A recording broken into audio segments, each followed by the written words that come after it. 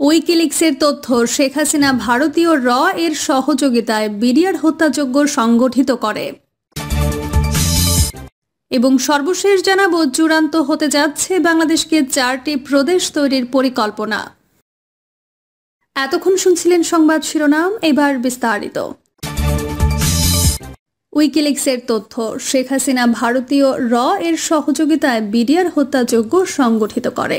25 ফেব্রুয়ারির পিলখানায় নারকীয় সেনা হত্যাযজ্ঞের কথা আজও ভুলতে পারেনি জাতি। কি হয়েছিল সেদিন, কারা বা কাদের নির্দেশে এই হত্যাযজ্ঞ সংগঠিত হয়েছিল?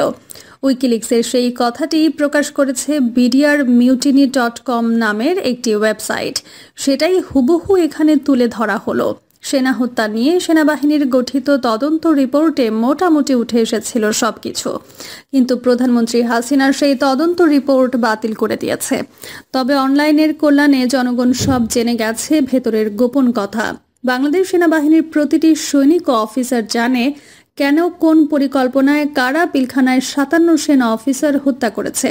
সেটাই সংক্ষিপ্তভাবে তুলে ধরা হলো। ভারতের গোয়েন্দা সংস্থা র এর পরিকল্পনায় ও ব্যবস্থাপনায় পিলখানা হত্যাকাণ্ড ঘটে। এর মূল লক্ষ্য ছিল পাদুয়া ও রৌমারীর ঘটনার বদলা নেয়া এবং বিডিআর বাহিনী ধ্বংস করে দেয়া। 2001 সালের এপ্রিল মাসে কুড়িগ্রামের রৌমারীতে বিডিআর বিএসএফ যুদ্ধে 150 জন বিএসএফ নিহত হয়। এর আগে পাদুয়ায় নিহত হয় 15 BSF. BDR DG major general ALM Fazlur রহমানের নির্দেশে ওই যুদ্ধে অংশ নেয় বিডিআর।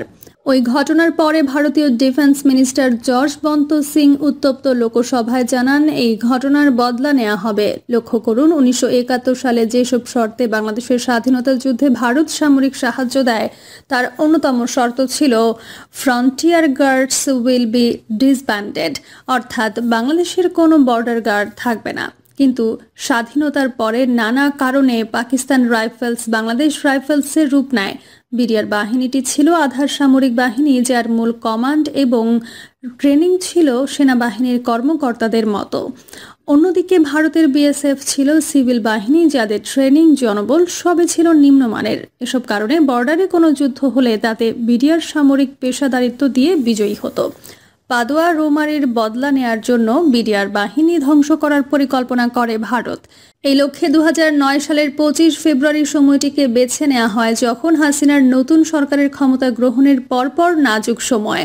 অনেকে মনে করেন, ভারতীয় পরিকল্পনায় নির্বাচন ছাড়া অপ্রত্যাশিত পদ্ধতিতে হাসিনাকে ক্ষমতায় বসানোর নানা শর্তের মধ্যে একটি গোপন শর্ত থাকতে পারে বিডিআর ধ্বংস করা।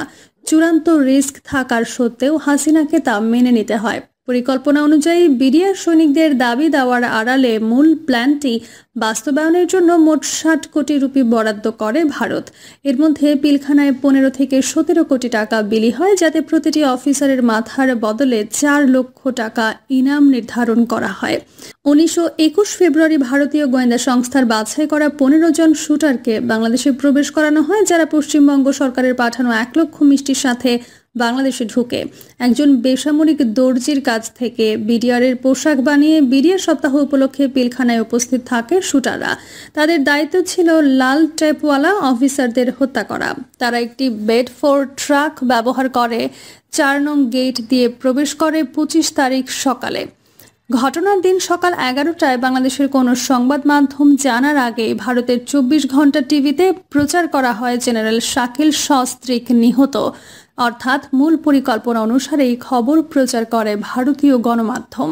পরিকল্পনা ব্যর্থ হলে বা আর্মির পদক্ষেপে শেখ হাসিনার জীবন বিপন্ন হলে তাকে নিরাপদে তুলে নিয়ে যাওয়ার জন্য ভারতীয় 30,000 সৈন্য, ছত্রী বাহিনী ও যুদ্ধ বিমান আসামের জোরহাট বিমানবন্দরে তৈরি রেখেছিল ভারত।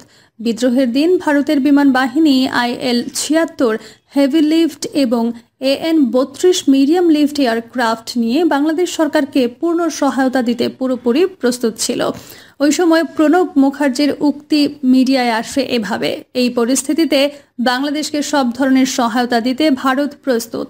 আমি তাদের উদ্দেশ্যে কঠোর সতর্কবাণী পাঠাতে চাই, যারা বাংলাদেশে শেখ হাসিনার সরকারকে দুর্বল করার চেষ্টা করছে, তারা যদি এই কাজ অব্যাহত রাখে, ভারত হাত গুটিয়ে বসে থাকবে না, প্রয়োজনে সরাসরি হস্তক্ষেপ করবে। দুই, শেখ হাসিনা। ভারতের এই পরিকল্পনাটি প্রধানমন্ত্রী শেখ হাসিনাকে অবহিত করা হয় বেশ আগেই। পরিকল্পনা বাস্তবায়নের নিমিত্তে ঘটনার এক সপ্তাহ আগে তড়িঘড়ি করে প্রধানমন্ত্রীকে সুধার সদন থেকে সরিয়ে যমুনা অতিথি ভবনে নেওয়া হয়, কেননা পিলখানার ডেঞ্জার এরিয়ার মধ্যে ছিল ওটা। রাষ্ট্রীয় অতিথি ভবন যমুনার মেরামত শেষ না হওয়া সত্ত্বেও ভারতের সিগন্যালে খুব দ্রুততার সাথে হাসিনাকে সুধা সদন থেকে সরানো হয়। এটা এক অসম্ভব ঘটনা। পিলখানা হত্যাকাণ্ডের পরিকল্পনায় বিরাট সংখ্যায় সেনা অফিসার হত্যা করা হবে, যেটা 1975 সালে তার পিতৃ হত্যার একটা বদলা হিসেবে হাসিনার কাছে সুখকর ছিল। এর মাধ্যমে বিডিআর নিশ্চিহ্ন হবে। টার্গেট করে বিপুল সংখ্যক সেনা অফিসার হত্যা করা হলে তাতে মূল সেনাবাহিনীর কোমর ভেঙে যাবে। গোয়েন্দা খবর পেয়ে 25 তারিখে 8:45 মধ্যেই এনএসআই ডিজি প্রধানমন্ত্রীকে অবহিত করে পিলখানায় বিদ্রোহ হচ্ছে। প্রধানমন্ত্রী নীরব থাকেন। আক্রমণের পরে অফিসারদের এসওএস পেয়ে সকাল 10টার মধ্যে র্যাবের একটি দল এবং 10টা 25 সেনাবাহিনীর একটি দল পিলখানার গেটে পৌঁছায়। কিন্তু শেখ হাসিনা কোনো অভিযান চালানোর অনুমতি দেয়নি। আশ্চর্যজনকভাবে তিনি সময় ক্ষেপণ করতে থাকেন, আর এর মধ্যে ঘটতে থাকে নারকীয় হত্যাযজ্ঞ। খেয়াল করুন, সেনা অফিসাররা কোনো প্রতিরোধ করেনি, কাজেই কি কারণে বিডিআর সৈনিকরা অফিসারদের হত্যা করবে? এটা ছিল সুপরিকল্পিতভাবে সেনা অফিসার হত্যাকাণ্ড। সারাদিন হত্যাকাণ্ড চালানোর সুযোগ দিয়ে বিকালে শেখ হাসিনা হত্যাকারীদের সাথে বৈঠক করে তাদের সাধারণ ক্ষমা ঘোষণা করেন। কিন্তু তিনি একবারও জানতে চাননি ডিজি শাকিল কোথায়। কি বিস্ময়! জেনারেল জাহাঙ্গীরের তদন্ত কমিটি শেখ হাসিনাকে জিজ্ঞাসাবাদের সুপারিশ করেছিল, যার ফলে হাসিনা ক্ষেপে গিয়ে ওই রিপোর্ট ধামাচাপা দেন। 3, গোয়েন্দা সংস্থা। ঢাকার দৈনিক প্রথম আলোর এক সাংবাদিক ঘটনার আগের দিন এটা জানার পর সে এনএসআইকে এই মর্মে অবহিত করে যে পিলখানায় বিদ্রোহের প্রস্তুতি চলছে, যার সাথে বিডিআর ও আওয়ামী লীগের নেতারা জড়িত। এনএসআই থেকে উক্ত সাংবাদিককে বলা হয় বিষয়টা চেপে যেতে। 24 তারিখ প্রধানমন্ত্রীর পিলখানায় যাওয়ার আগের দিন পিলখানা অস্ত্রাগার থেকে 3টি এসএমজি খোয়া যায়। তখন সেনা অফিসারদের দায়িত্ব দেওয়া হয় অস্ত্রাগার পাহারায়। যদিও প্রধানমন্ত্রীর সফরের সময় উচ্চ নিরাপত্তা ব্যবস্থা ও গোয়েন্দাগিরি বহাল থাকে। ন্যূনতম কোনো বিচ্যুতি ঘটলে প্রোগ্রাম বাতিল হয়। এত কিছু সত্ত্বেও 24 তারিখে প্রধানমন্ত্রী সেখানে যান। মূলত বিদ্রোহের আগাম বার্তা সেনাপ্রধান মঈন, ডিজিএফআই প্রধান মোল্লা ফজলে আকবর হাসিনার এক সময়ের প্রেমিক, এনএসআই প্রধান major general Munir, CGS major general Sina Jamali, BDR communication in charge lieutenant colonel Kamruzzaman, 44 rifle এর সিও শামস মুকিম ও সালামের জানা ছিল। কেননা 25 তারিখের আগে দাবি দেওয়ার লিফলেটের কপি ডিজি শাকিল, এনএসআই ও সরকারের কাছে পৌঁছে। এমনকি মাঠ পর্যায়ের বহু সেক্টর কমান্ডার জানত 25 তারিখে একটা ঘটনা ঘটবে। পরিকল্পনা মতো প্রধানমন্ত্রীর অফিস থেকে 24 তারিখে জানিয়ে দেওয়া হয় প্রধানমন্ত্রী 26 তারিখের নৈশ ভোজে যাচ্ছেন না। এমন ঘটনা অতীতে কখনো ঘটেনি। 4, জেনারেল মঈন ইউ আহমেদ, তৎকালীন সেনাপ্রধান ও 1-11 এর প্রধান কুশীলব। 2008 সালের গোড়ার দিকে ভারত সফর করে মঈন চেয়েছিলেন পূর্ণ ক্ষমতায় যাওয়ার জন্য ভারতীয় সমর্থন। ভারত রাজি হয়নি, বরং আওয়ামী লীগকেও ক্ষমতায় আনার লক্ষ্যে মঈনকে কাজ করতে বলে।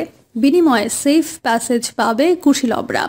উপায়ন্তর না দেখে মঈন রাজি হয় এবং 29 ডিসেম্বর পূর্ব পরিকল্পিত ফলাফলের নির্বাচনে ক্ষমতার পালা বদল ঘটায়। মঈনের বদলে আসেন হাসিনা। 111-এর খলনায়করা যেসব রাজনীতিবিদদের অত্যাচার করেছে তাদের বিচারের জন্য ফেব্রুয়ারির দ্বিতীয় সপ্তাহে সংসদে প্রবল দাবি ওঠে।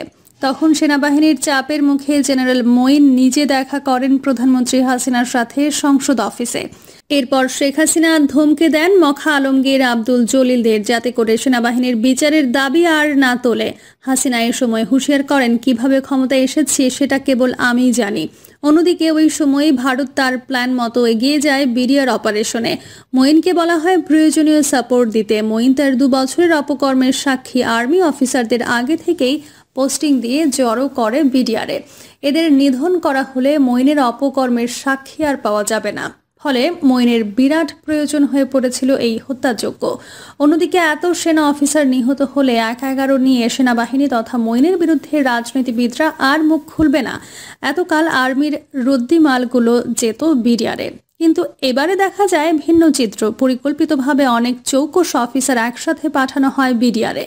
পিলখানা হত্যাকাণ্ডের মাত্র 2 মাস আগে গুলজারকে স্টান্ট রিলিজ করে বিডিআরে যোগ দিতে বাধ্য করা হয়। রাইফেলস সপ্তাহের আগে কানাঘুষা শুরু হয় 25 তারিখে বিদ্রোহ হবে, তাই অনেক অফিসার নানা অজুহাত দিয়ে ছুটিতে চলে যান। সেনাপ্রধান মঈনের পিলখানা হত্যাকাণ্ডে সরাসরি জড়িত ছিল, যার প্রমাণ মেলে ঘটনার সাথে সাথে আক্রান্ত ডিজি শাকিল ও অফিসাররা মঈনকে ফোনে জানায়। মঈন আশ্বাস দেন, সেনা পাঠাচ্ছি।